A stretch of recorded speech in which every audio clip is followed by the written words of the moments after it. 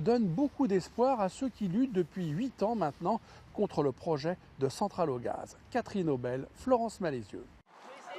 En 2016, la centrale au gaz aurait dû voir le jour ici.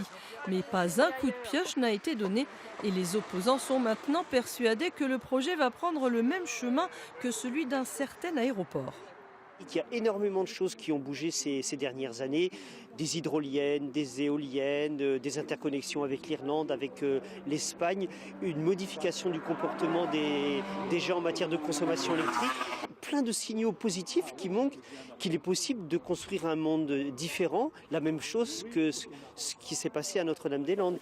Alors que la consommation d'électricité reste stable et que le blackout tant redouté n'a pas eu lieu, les opposants veulent croire à l'abandon d'un projet qui nécessitera 50 millions d'euros de subventions publiques par an. D'autant plus que le président Macron s'est engagé fermement contre les énergies fossiles.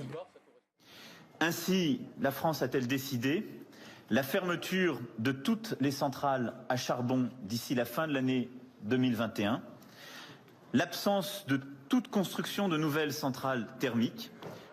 Les détracteurs de la centrale demandent donc aujourd'hui au président de traduire ses paroles en actes.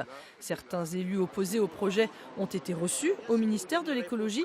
Ils avaient alors évoqué la question du dédommagement de l'opérateur de la centrale en cas d'abandon du projet. Le conseiller technique de M. Hulot nous a fait savoir qu'ils avaient examiné cette question, mais qu'ils n'étaient pas en situation de nous donner une réponse précise. Officiellement, le projet est pourtant sur les rails. L'Europe lui a donné son feu vert en mai dernier. L'opérateur espère même poser la première pierre cette année.